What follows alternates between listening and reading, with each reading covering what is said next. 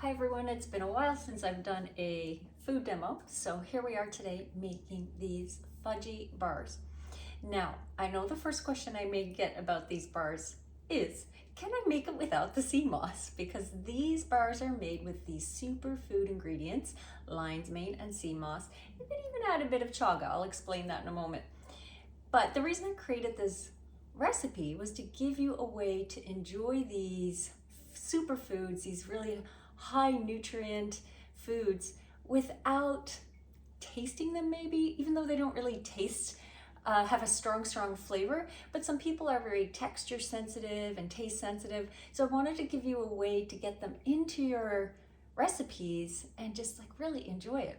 So first of all, there are two products in this recipe. One is optional. So they're both from a company called Survival Moss, which I have really been enjoying working with and connecting with them. They're really lovely people. And they have pioneered this method to take sea moss and bring it into a freeze-dried product, as well as lion's mane. So now you can Google sea moss gel and see how most people will consume sea moss. It's in that form of a gel, which is perishable. You can keep it in the fridge for a few weeks, but it's not something that ships easily. So they found this way to freeze dry the sea moss. It's basically tasteless. It has this like slight texture, but not really noticeable. So you can add it to things like oatmeal or smoothies or puddings and really not notice it in those foods. But I'm adding it to these energy bars today. And I just want to talk about, my bag is empty here. I use it regularly. I make chaga tea every day. So these products are part of my life and I want to show you how you can use them too. It contains 92 minerals of, I think it's the 100 and, how many is it our bodies need? 100 and something. It's on my site. I'll link to my site, but it contains 92 minerals. And this particular product, the sea moss, it's really good for gut health, digestion, your hair, skin, and nails, supports your metabolism, healthy heart. It's good for workout recovery. And it's just, again, so super easy to use. They come with a little tiny scoop, and I think I threw mine out. Oops, because I emptied my package. Yeah, it's like a little scoop this size. I'm just gonna take it out. This is the lion's mane. And so this would be a serving, a little scoop like this. So in this recipe, I use a 1/3 cup. So you're getting a nice dose of the sea moss in the recipe. And then I also use the lion's mane product. Now this, again, you can Google lion's mane, look into the benefits. It's really good for cognitive health, supports healthy mood. So this one has more of a mushroomy kind of aroma to it. Really good to add to recipes that you want to give that slight umami flavor, I think. In this recipe, I only use a tablespoon. So it's quite minimal and you can omit it. You can use extra of the freeze-dried sea moss, either or. I'm just going to show you what the products look like. This is the sea moss powder. So you can see it's really fine texture. Can you see that? And basically odorless, tasteless. Like I think you can taste a tiny bit of quality of, I'm not even gonna say seaweed. You can just taste a little earthiness on it, but it's pretty odorless. And I'm someone who's quite opposed to seaweed. Like I will not eat nori or anything like that. I really dislike that sea taste. So I can add this to like a little bit of oatmeal or pudding or something and just eat it, not a problem. And then the lion's mane, I'll show that. It's a little more yellow in color. And again, it has that umami kind of flavor. So I have a couple of recipes coming up with that as well. So we're gonna get started with this recipe now. Oh, the other thing I wanted to talk about was the chaga. So the chaga product is something I make tea with every single day. So good for your immune system. I just want to read, oh yes, on this it shows, chaga tea delivers 45 times the antioxidants found in acai and 90 times the antioxidants found in goji berries. So we have always heard how, nutrient-rich goji berries are and high in antioxidants. Well, this way surpasses. Just look at I don't know if you can see this on the back, the ORAC value of the chaga mushrooms. So these come like little nuggets. I call them nuggets. And they can be reused. So the really great thing about this product is you can make your tea, then pull out the nuggets and reuse them. So here's what a couple of nuggets look like. See that? And they're dry. They're light, but they're dry. Some of them are smaller. So sometimes the little ones they fall to the bottom of the bag, of course. So sometimes you get little ones. And what I'll do is just pop 1 or 2 of these into a saucepan, or actually usually my kettle, fill with water, bring it to a boil, then let it simmer for like 15-20 minutes, and then you get this dark, rich color that looks a bit like a black tea. I'm just gonna pour some into a dish so you can see. So you see that? Now this is really, really potent. I use new nuggets in this, so it's got a lot of color. It's really extracted a lot of that chaga. So you can reuse and reuse, and when you start to see the color get really light and it's not pulling out much of that essence, then discard the nuggets and start with fresh ones. But I get like definitely over 10 uses. I'd say sometimes 20 with my nuggets. And then what I do is I take them out. So I'm just fishing around in my kettle here. So that's what they look like once they've been steeped. And I just put them in a container and leave it open in the fridge so that they can kind of dry out a little bit, and then reuse them the next day. So it's pretty brilliant. And in the winter, I drink it warm. And what I've been doing lately is my morning tea. Like if I have an Earl Grey or a guayasa tea, then I'll steep my chaga and use that as my boiled water for my tea. And then in the spring and summer, when it's warmer, I'll make some iced teas with this, use those cold brew bags and add the water to those and just keep them in the fridge. And now let's get to the recipe, right? That's what we're here for. So these Fudgy bars are gluten-free, oil-free, nut-free, and sugar-free. Yay! I think they're for everyone. Someone's gonna tell me they're not for them, but I do my best. And I have everything in the food processor right now. So I use pumpkin seeds. Guys, start using pumpkin seeds. They're so nutrient dense. They're very high in protein and they have a lot of zinc. They're cheaper than cashews and almonds. And I really like the flavor, and I just think they're super versatile. I have even used them in my artichoke dip, which usually uses cashews, and they're good in that too. So here we are. And I've got the dates in there. The only thing I haven't added yet is a couple of the dry ingredients, because when the dates start to process, they're noisy and messy. And then I like to add the cocoa powder after they've processed somewhat so that it doesn't poof. And sometimes like come out of the food processor or just get everywhere in the crevices of the food processor. So that's my thing. Okay, so I'm gonna blitz these. Okay, so that has actually started to come together really well. Another reason I like to sometimes get the dates going first is because those pitted dates almost always have a pit in them. It's like, sometimes I check them before I put them in. Other times I just chuck them in and then I'm like, oh my gosh. And you're in with the cocoa powder and it's messy and you're trying to pull out the pit. It's just a gong show. So I'm adding in the cocoa powder. I know you can't really see this very well, but it's hard for me to move my camera. And here we go. Dates, pumpkin seeds, cocoa powder, and I have raisins in there as well, and you can always use more dates. And then I add, I don't have my sea moss in there, so let's get that in there. And the lion's mane. And then I either add a little bit of puffed quinoa, like that's a cereal you can buy. You can use rolled oats, but now I know some people cannot eat oats, so I wanted to give an option. So this is your option. You can also use those little natural Rice Krispies and add those in as well. Sometimes I add those at the very end and let them just mix in so that you can have some crispy bits, especially if using the rice cereal.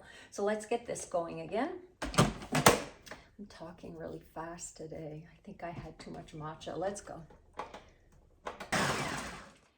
Okay, so here's where I said I might use some chaga.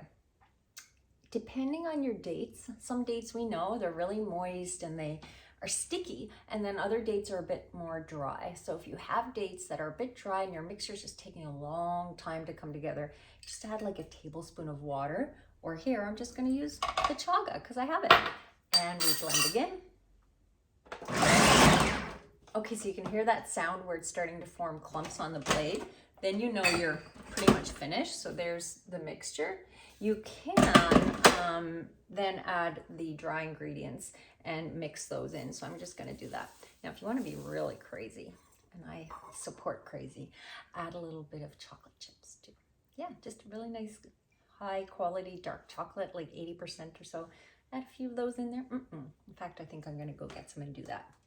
I totally convinced myself to get some chocolate. So I'm using the Nibble Origin chocolate bars. Nibble are oil-free. It's a line of oil-free chocolate and really high quality, delicious. So I'm just adding a couple of those chunks and I'll just blitz those in. It's ready. So really once it's stuck together in a clump or a couple of clumps, you're ready to put it in the pan. Be careful if you have this kind of processor. This is a Ninja with a double blade. Just want to be careful taking out the blade. It is really the best I've used for doing date-based mixtures. I have another processor that's a little bit bigger, but I don't use it for dates and energy bars and things like that because they will always stick on the blade. But this double blade is really good for processing through those mixes. So I'll leave a link in the description to the Ninja processor, as well as, of course, the CMOS products and also the chocolate. I'm going to get this pressed into the pan and then show you the topping. Okay, I'm back. I have the bars pressed into the pan, and a little tip for pressing them in if it's quite sticky, and it is because it's dates. Just rinse your hands and wipe off like most of the water, but just a tiny bit of dampness on your fingers to press in the mixture will help. You can also use a bit of parchment to press it down, but I find the hands are always the easiest. And toppings.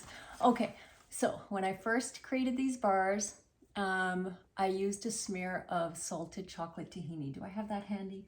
Okay, if you want a quick topping, get yourself some of this dark chocolate tahini. I'm not affiliated with this company. I just think this product is bonkers. It's so good. It's tahini with cocoa, and it's got little bits of salt, like that coarse sea salt. That's so good. So just get a big smear of this. So it's probably going to be like 1/4 cup, 1/3 cup, and just spread it over the top of your bars and you're good to go.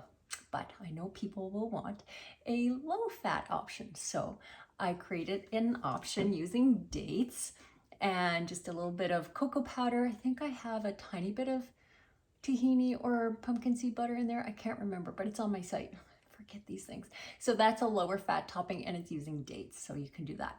Or I don't have this one in the recipe yet, but I will add it because this is actually the very first thing I created. But I knew people would not want to use brown rice syrup because people often want just dates. So, but look how gooey and good that is.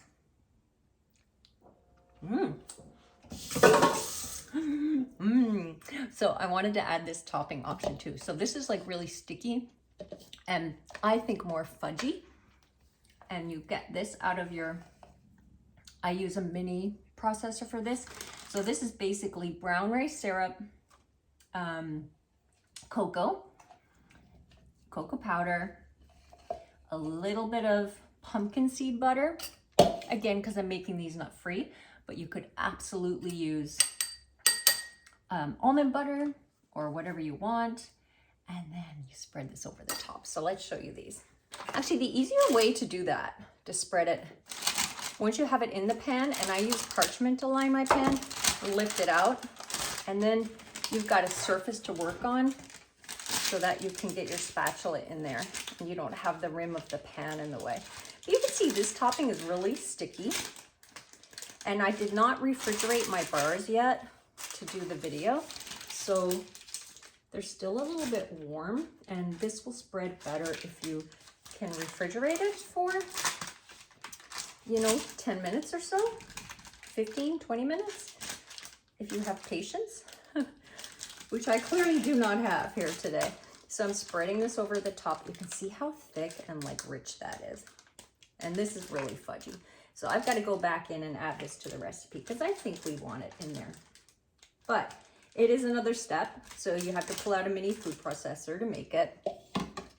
And if you want something super, super quick, then just get yourself some of that tahini and you won't be sorry if you just use that. Promise. Okay, so I'm just gonna do my best to spread this around. My food photographer makes it look way better than I do. But I've never been one for making things look good when it comes to food. I'm like, if it tastes good, that's all that matters. Just, you know, be happy with that. All right, so there's the bars. And really, I should pop them in the fridge and let them cool. But I'm not gonna because I want to cut one now and show you. When they're chilled, they have less stickiness. But that's kind of fun too. And you can always just pop it back on the bars or eat it. Right? Yeah. It also helps to use a hot knife. So if I just run a knife under some hot water. Okay, so now that the blade is a little bit warm, it will cut through those bars much better. See that?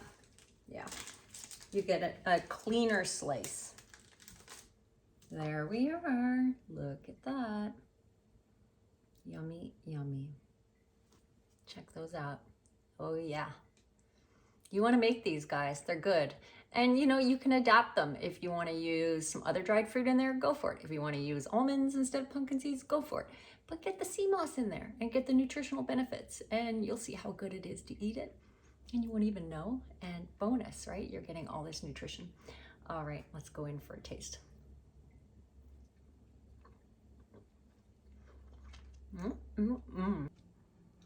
Okay, I think I can talk now because they are pretty sticky. They're really good. I want you to go make them. And yeah, make them with the sea moss because they are fudgy sea moss bars. If you want the recipe and you're watching on social, just comment bars and we'll send you the link in your DMs. If you're watching on YouTube, recipe is going to be in the description and in the link at the end screen here. And if you're on YouTube, please give a like and a subscribe. Why not? And also comment if you tried them and let me know what you think. Okay, enjoy.